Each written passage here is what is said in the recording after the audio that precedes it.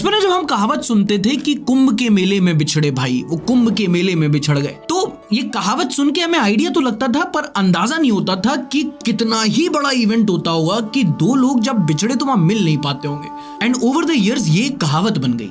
रवीना और कटरीना की डुबकी के साथ 2025 महाकुंभ खत्म होने जा रहा है। हो सकता है आपके इस पे ideological, spiritual, religious, political differences हो, पर कुंभ इंडिया का एक बहुत बड़ा हाईलाइट होता है। दुनिया भर से यहाँ पे लोग आते हैं। सोचो, biggest event of the country, अगर आप पॉपुलेशन वाइज बात करो तो biggest event of the world. इस एक इवेंट ने पिछले 2 महीने से सारी हेडलाइंस घेर रखी हैं और हमने सोचा चलो अब खत्म होने पे आ रहा है तो एक रिकैप कर लेते हैं। 4000 हेक्टेयर में फैला, 7000 करोड़ की लागत से बना, boatman, sanitation workers, technicians, guide, मतलब कुल मिला के 12 लाख लोग लगे थे इस एक इवेंट को पूरा करने में।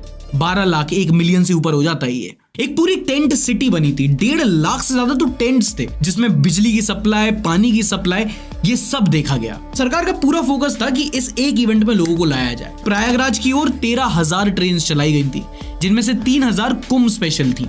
और सिर्फ देसी लोग नहीं, डकोटा जॉनसन, वो कोल्ड प्ले वाला क्रिस मार्टिन, बिल गेट्स की वाइफ, कितने सारे लोग आए। और देसी लोगों की बात करो तो सरकार ने आंकड़ा दिया है कि 60 करोड़ से ज्यादा डुबकी लगा चुके हैं। और मैं हमेशा बोलता हूं कि सरकारी आंकड़े थोड़े से एक्स्ट्रापोलेटेड होते हैं, बट अगर आप कंजर्वेटिव एस्टिमेट भी लगा के चलो ना तो भी 40 करोड़ लोग तो प्रयागराज की ओर आए और चले गए। और शार्क टैंक की क्या औकात, इतनी पॉपुलेशन, इतना बड़ी अपॉर्चुनिटी देख के लोगों ने नए नए स्टार्टअप आइडियाज निकाले। एक व्यक्ति था, उसने सिर्फ दातून बेचकर 40,000 कमाए थे उसने। भैया नीम का दातून बेचते हैं। कितना कमा लिया अभी तक? भैया 30 से 40,000 रुपए कमा चुके हैं। आज 5वां दिन है हमारा। गंगा जल भरने के लिए प्लास्टिक के कैन बेच बेच के कितने लोग लखपति बन गए। एक न्यूज आई कि नोएडा की एक सोसाइटी में कुंभ का पानी स्विमिंग पूल में डाला गया और वो डाइल्यूटेड अमृत स्नान सबने किया।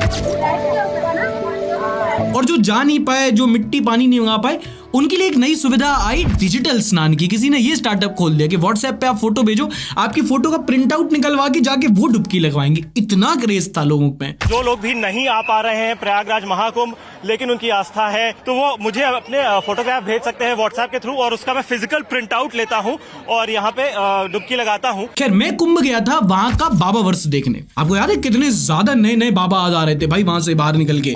कभी सुंदर साध्वी तो अपनी एक थी, फिर एक कांटे वाले बाबा, एक हाथ वाले बाबा, एक बिजनेसमैन बाबा आए और सबसे ज्यादा कलेशी ये IIT बाबा। कुछ सिद्धि प्राप्त किए थे, ओरिजिनल थे, और कुछ बाबा बने बस वहां पे घूम रहे थे, जैसे कि ये महोदय। पत्नी कौन थी? जी, जिस भगवान के नाम से तुम जो भिक्षा मांग रहे हो, सीता थी। बताओ। शंकर जी की पत्नी कौन थी? सीता। इतने तरह की मैगी नहीं बनती होगी जितने तरह के बाबा बन गए इस महाकुंभ में। और जाने में सबसे ज्यादा डर इसलिए लग रहा था क्योंकि जो यूट्यूबर वहां जा रहा था वो पिट के आ रहा था। भगवान का क्या गीत तो कहते हैं, सब दिखाएंगे, चलो।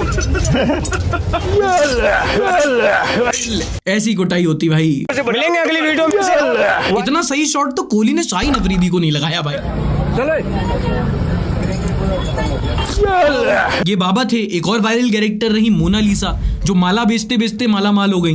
पहले बहुत ज्यादा उनकी खूबसूरती की इंटरनेट पे तारीफ हुई, फिर कुछ लोग इंटरव्यू लेने पहुंच गए, फिर अखबारों में फीचर होने लगी, फिर किसी बॉलीवुड डायरेक्टर ने उनसे मूवी ही साइन करवा दी और अब प्रयागराज छोड़ के पूरे देश भर में एक ग्लैमर बिखेर रही हैं। वो IIT बाबा जाके एक यूट्यूबर के साथ बोलता है कि अरे पाकिस्तान तो इंडिया से जीत जाएगी चैंपियंस ट्रॉफी में। हाँ, इस बार इंडिया नहीं जीतेगी। चाहे तुम अब उनको, विराट कोहली को, सबको बोल दो कि अपने जेडीसी का जोर लगा के जीत के दिखा दो। तुम अब जाओ। मैंने मना कर दिया, नहीं जीतेगी तो नहीं जीतेगी। अब भगवान बड़े हो गए, तुम बड़े हो, अब देखा है। वो अलग ही MBA चाय वाला बन रहा था। बाद में जब इंडिया जीत गई तो कह रहे नहीं, हम तो चैंपियंस ट्रॉफी हारने की बात कर रहे थे, पाकिस्तान के मैच की नहीं। जैसे मैंने वो पहले बोला था तो ट्रॉफी के लिए बोला था वैसे, और मुझे अभी भी ऐसा लग रहा है ना कि वो थोड़े चांसेस है ना, थोड़े उल्टे पुल्टे निकले हैं। इंडिया की परसेप्शन जो है ना, वो तो इतना कॉन्फिडेंस अगर रिजवान को होता ना तो शायद सही में पाकिस्तान जीत जाती। खैर, बढ़िया एक्सपीरियंस था। मुझे नहीं लगता लाइफ में इतना बड़ा इवेंट अटेंड करने का फिर कभी मौका मिलेगा, अनलेस अगला महाकुंभ भी 144 साल बोलकर मार्केट किया जाए। अब सोचो 40-50 करोड़ लोग प्रतिदिन, 1 करोड़ लोग आ रहे हैं, स्नान करके वापस जा रहे हैं। इतनी ज्यादा भीड़ थी कि सरकार को मैनेज करना अकेले मुश्किल था। एक जर्नलिस्ट है श्रुति चतुर्वेदी, उन्होंने बहुत अच्छा इस पे पोस्ट डाला था। बहुत छोटी छोटी डिटेल्स उन्होंने हाईलाइट की थी, मुझे बड़ी पसंद आई, आपके साथ शेयर करता हूं। Vimal Pan Masala is India's number 1 luggage bag. ये बात तो बिल्कुल सच है। हम लोग को लगता है ना अमेरिकन टूरिस्टर, सैमसोनाइट, ये वाले बैग जो होते हैं सबसे ज्यादा यूज होते हैं, वो काला थैले वाला नहीं। दिन के मैंने 50, 60, 70 किलोमीटर लोगों को चलते देखा है बस एक ही विमल थैले के बलबूते पे। People actually get lost a lot at Kumbh. The lost and found people speaker is on 24/7 women. हाँ ये बात सच है, पूरे मेला क्षेत्र में लाउड स्पीकर लगे थे जहां पर एक ही अनाउंसमेंट हो रही थी कि भैया राजस्थान के प्रनंद किशोर खो गए हैं, यहाँ की कमला देवी खो गई हैं, जाके पिलर नंबर 62 पे आ जाएं।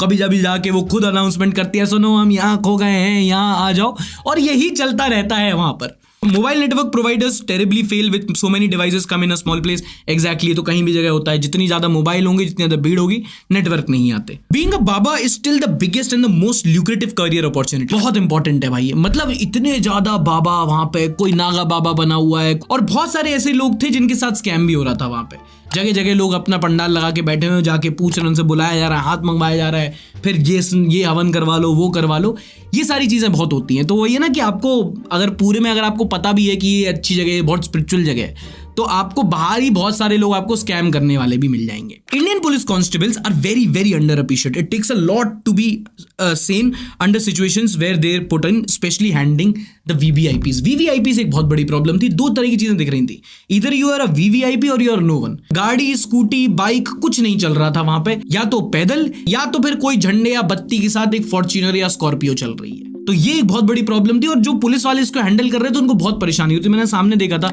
कुछ पुलिस वाले थे, उनकी कुछ वहां पे महंत लोग थे, उनके साथ बहस हो गई और वहां पे तोड़ाफोड़ी हो गई थी। There are two Indias, there are many many Indias and all of them meet here. ये बिल्कुल सच था, क्योंकि इतने सारे अलग अलग भांति भांति के लोग दिख रहे थे वहां पे।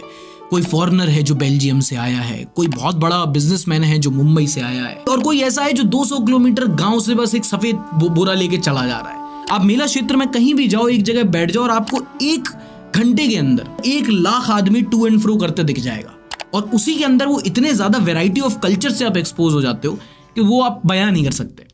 Civic sense is not natural to humans. It's very hard to be enforced at this scale on people who do not fundamentally even know what hygiene or discipline is. बहुत ज्यादा बड़ी प्रॉब्लम थी। 1.5 लाख टॉयलेट्स लगाए गए वहां पर, लेकिन फिर भी अगर आप जाओ तो सिर्फ अगर आप वो संगम नोज छोड़ दो तो जगह जगह के टॉयलेट गंदे थे, जगह जगह लोगों ने हक रखा था वहां पे और पानी भी नहीं डाला हुआ था। इतना ज्यादा गंदा माहौल था। ऑल्दो वहां की जो सफाई कर्मचारी थी वो रातों रात सब कुछ साफ कर दे रहे थे, बट समझ में आ रहा था कि जितने भी लोग आ रहे हैं उनमें से ज्यादा लोग लिटर ही कर रहे हैं। देखो, महाकुंभ इस टाइम पे दुनिया का सबसे बड़ा इवेंट है, पर कितना बड़ा ये जब आप जाओगे तभी पता कर पाओगे। कुंभ शुरू होने से पहले यहाँ पर 35 करोड़ श्रद्धालुओं की आने की उम्मीद थी, पर ऑफिशियल आंकड़े अभी बता रहे हैं कि 55 करोड़ से ज्यादा लोग आके यहाँ पर स्नान कर चुके हैं। 55 करोड़ भाई साहब, साउथ अमेरिका की कॉन्टिनेंट की पूरी पॉपुलेशन से ज्यादा। और जब एक ही जगह पर एक ही समय पर इतने सारे लोग आते हैं तो सिर्फ सरकार उनको मैनेज नहीं कर पाती। मैंने वहां देखा कि कई सारे ऐसे प्राइवेट ऑर्गेनाइजेशन भी थे जो अपनी कैपेसिटी पर महाकुंभ में लोगों को मदद कर रहे थे। कई सारे हॉस्पिटल जैसे कि Amrita medical team, Medanta hospital, BLK, कई सारे ऐसे हॉस्पिटल थे जिन्होंने अलग अलग सेक्टर में अपने स्वास्थ्य केंद्र खोल रखे थे, जहां पर कोई भी जाके मुफ्त में चेकअप और दवाइयां ले सकता था। इंस्टामार्ट अपने स्टॉल्स पर श्रद्धालुओं को फ्री पावर बैंक, तौलिया जैसी चीजें उपलब्ध करा रहा था। टावर कंपनी ने अपनी मदद की थी चेंजिंग रूम्स बनवा के, जहां पे अलग अलग श्रद्धालु आके अपने कपड़े बदल सकते हैं। ITC ने अपने ट्रैफिक सिग्नल्स लगाए थे, और अडानी ग्रुप ने इस्कॉन के साथ पार्टनर किया, जिसमें 45 दिन के अंदर उनके 80,000 वॉलंटियर वहां पे रहे और 50 लाख से ज्यादा श्रद्धालुओं को मुफ्त खाना खिलाया।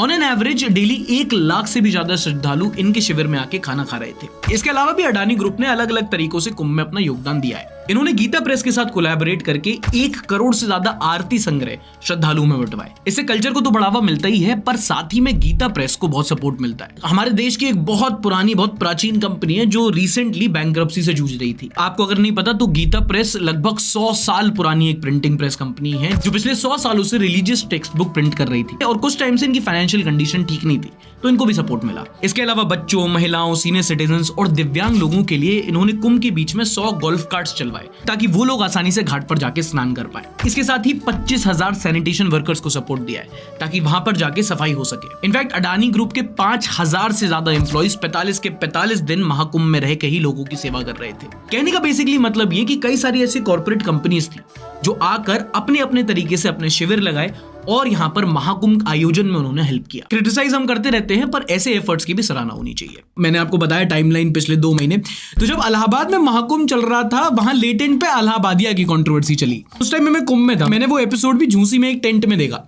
साथ में हमारे एक विशाल भाई भी थे, वो जर्नलिस्ट हैं। तो मैंने सोचा I can continue tweeting about India's biggest controversy और ask people once and stop it forever. तो हमने महाकुंभ में वहां के श्रद्धालुओं से इंडियाज गॉट लेटेंट कंट्रोवर्सी के बारे में पूछा। जो मुझे समझ में आया वो ये that that India's biggest controversy was limited to a certain section of Indian people.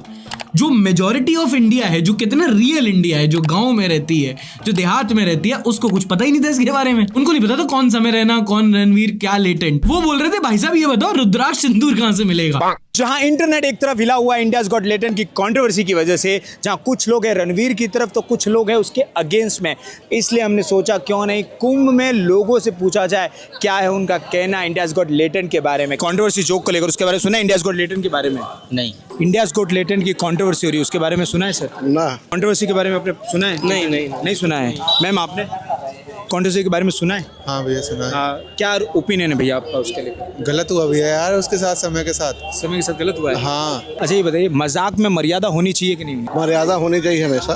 होनी चाहिए। नहीं मजाक अलग चीज है, मर्यादा अलग चीज है। एक हद तक मजाक सही अच्छा लगता है। हाँ। जो अभी कंट्रोवर्सी हुई है वो गलत बोला है, उन्होंने बहुत ज्यादा गलत बोला है। इलाहाबादिया ने जो कहा था वो बुरा तो कहा था, मैं मानता हूँ, लेकिन कॉमेडी शो को इतना भी नेशनल इशू नहीं बनाना चाहिए। उन्हें अपनी टीआरपी बढ़ाने के लिए, अपने माँ बाप के लिए जो आदमी ऐसा अभद्र टिप्पणी देगा ना, ऐसी संतान को हमारे अंदाज से तो पैदा ही नहीं होना चाहिए धरती पे। मेरे लिए नॉर्मल था वो।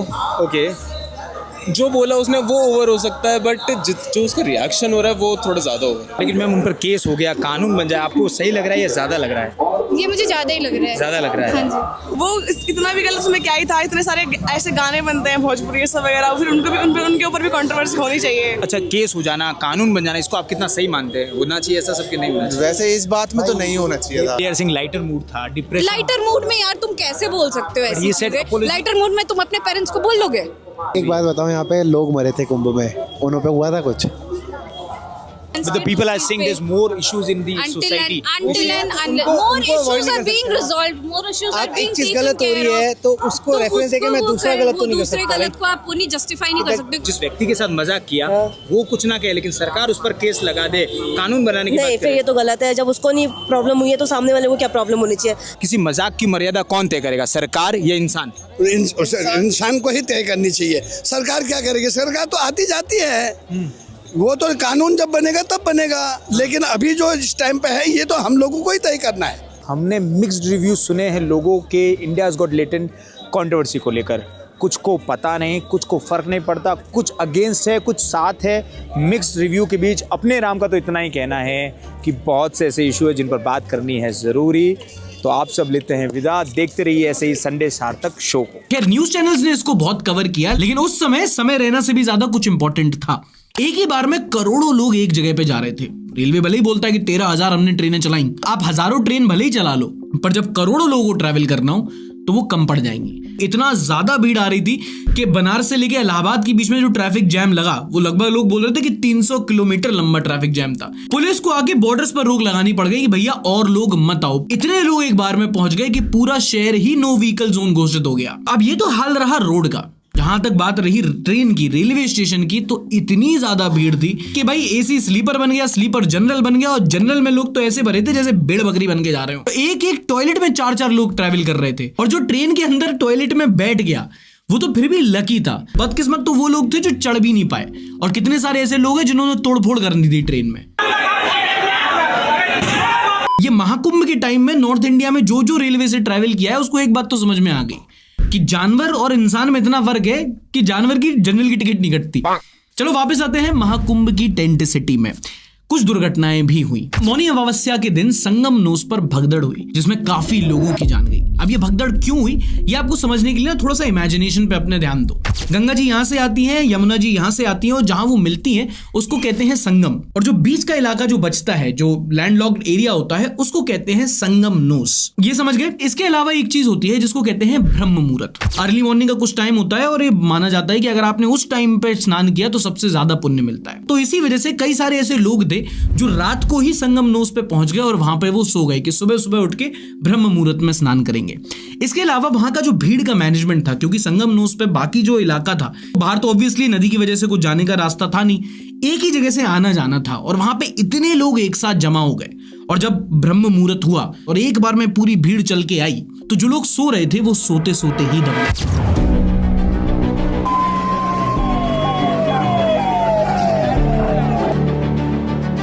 इसके बाद प्रशासन ने एक चेंज जो किया वो ये कि उस दिन के बाद में किसी को भी संगम न्यूज पर ठहरने, रहने या सोने नहीं दिया गया। अच्छा, एक और जिस चीज का क्रिटिसाइज हुआ वो था महाकुंभ में वीआईपी कल्चर। जैसा कि मैंने आपको बताया कि वहां पे कार अलाउड नहीं थी, टेम्पो अलाउड नहीं थी, बाइक अलाउड नहीं थी, सब लोग पैदल चल के जा रहे थे मेला क्षेत्र में। हाँ, गाड़ी जो दिखती थी वो फिर सीधी दिखती थी फॉर्च्यूनर, स्कॉर्पियो, जिसमें या तो कुछ अध्यक्ष लिखा होगा, किसी पार्टी का झंडा, या वहां कोई लोकल के नेता। अगर बेटर मैनेजमेंट होता तो वीआईपी कल्चर सुधारा जा सकता था, भगदड़ में लोगों की जान बचाई जा सकती थी। पर कुछ दुर्घटनाएं ऐसी भी थी जो मुझे लगता है कि जब इतने बड़े स्केल पे कोई इवेंट होता है तो उनको टालना थोड़ा मुश्किल होता है। जैसे कि झूसी इलाके में लाखों टेंट थे जहां पर लाखों लोग आके रह रहे थे। कई लोग अपने घर से चूल्हा लाए थे, खाना लाए थे, और वहां पर कई बार सिलेंडर ब्लास्ट भी हुए। नाउ थैंकफुली यहाँ पे जान का नुकसान नहीं हुआ, पर हाँ, माल का बहुत नुकसान हुआ। वहां पर एक महंत थे जो आश्रम चला रहे थे, हमने उनसे बात की थी इसके बारे में। बिकॉज यहाँ पर जितनी भी चीजें होती है सब बहुत फ्लेमेबल, बहुत ज्वलनशील चीजें। हाँ। चाहे कपड़े का टेंट हो, ना अगर इसका फ्लोर भी अगर बनता है ना, तो वो वुड का बनता है, ना वुडन फ्लोरिंग होती है। अब जब इतना बड़ा इवेंट हुआ तो ये सिर्फ प्रयागराज स्टेशन तक नहीं था, पूरे इंडिया के रेलवे स्टेशन प्रयागराज जाने वाले मुसाफिरों से भरे थे। ऐसे ही एक रात थी जहां पे नई दिल्ली रेलवे स्टेशन पर कई सारे लोग जो थे वो बैठे हुए थे कि भाई कोई ट्रेन आएगी और हम उससे जाएंगे।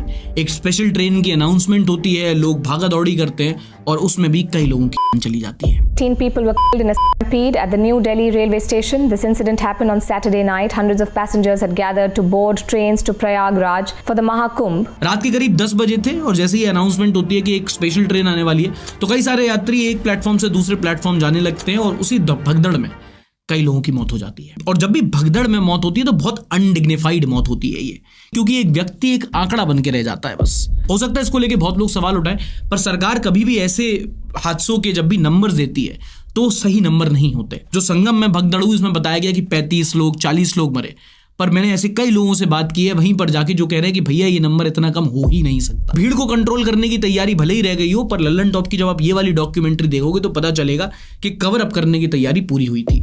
अच्छा, एक और बड़ी कंट्रोवर्सी हुई संगम जल की क्वालिटी को लेकर। सेंट्रल पोल्यूशन कंट्रोल बोर्ड ने एनजीटी को एक रिपोर्ट सबमिट की, उसमें बताया कि जो त्रिवेणी संगम में जो पानी का स्तर है, जो वहां का एफसी काउंट है, फीकल कोलिफॉर्म मैटर, वो बहुत ज्यादा बढ़ गया है। हालांकि लाखों लोग वहां पे जाके स्नान तो कर रहे हैं, पर ये पानी नहाने लायक बिल्कुल नहीं है। वहीं पे था यूपी पोल्यूशन कंट्रोल बोर्ड, जिन्होंने कहा कि नहीं भैया ये रिपोर्ट तो बिल्कुल ठीक नहीं है। उन्होंने कहा ये देखो हमारी रिपोर्ट, हमारा एनालिसिस तो ये बताता है कि पानी तो बिल्कुल नहाने योग्य है। बाद में एनजीटी ने बताया कि भैया ये जो तुम हमको डेटा दे रहे हो ये अभी का नहीं है, ये महाकुंभ स्टार्ट होने से पहले का डेटा है, तो हम क्या करें तुम्हारी 250 पेज की रिपोर्ट का। और गंगा जल की क्वालिटी पर जब ये बैक एंड फोर्थ हो रहा था, योगी जी दोनों तरफ से खेलते हैं। वो एनजीटी से एग्री करते हैं कि हाँ सही कहा आपने, पानी नहाने योग्य नहीं है, और फिर यूपीपीसीबी से एग्री करते कहा कि नहीं ये पानी सिर्फ नहाने योग्य नहीं है, ये पीने योग्य भी है। संगम का जल स्नान करने लायक भी है और आचमन करने लायक भी है। जो लोग इसका दुष्प्रचार कर रहे हैं वो उन सबको इस बात को देखना चाहिए। इसके बाद आती है महाकुंभ से सबसे शर्मनाक कंट्रोवर्सी, द कुंभ लीक्स। कुछ आर्टिकल छपते हैं जिनमें बताया जाता है कि महाकुंभ में जो महिलाएं स्नान करके जा रही हैं, कुछ लोग उनकी वीडियोस रिकॉर्ड करके टेलीग्राम जैसे सोशल मीडिया एप्स पे बेच रहे हैं। A breach of religion, spirituality, dignity, privacy, everything. And again I am a little sad to say this, but जब इतना बड़ा इवेंट होता है और जब हर कोई अलग अलग तरीके के लोग आते हैं तो कुछ उसमें अनसोशल एलिमेंट्स भी आते हैं। इन चीजों को रिकॉर्ड किया जाना, अपलोड किया जाना तो नहीं रोका जा सकता, पर हाँ जिन्होंने अपलोड कर दी है उन पर कार्रवाई बिल्कुल की जा सकती है। And this was the video guys, we tried to cover the good, bad and ugly of the Mahakumbh 2025, the biggest event of this year so far। कुछ मिस कर गया हो तो कमेंट सेक्शन में एक बार जरूर बताना। अगर यहाँ तक देख ही रहे हो तो वीडियो को लाइक कर देना, थोड़ा हम लोगों को सपोर्ट मिलता है, और अगर नहीं पसंद आए तो डिसलाइक भी कर सकते हो। ऐसी और वीडियोस के लिए चैनल को सब्सक्राइब करना बिल्कुल मत भूलना, और भी कई सारी हम लोग वीडियोस बनाए हुए हैं। संडे शो अगर आप नहीं देखते हो तो वो जरूर हम लोग देख सकते हो, हफ्ते की सारी खबर इन वन वीडियो। इसी चैनल पर दोबारा मुलाकात होगी, तब तक के लिए अपना ध्यान रखिए।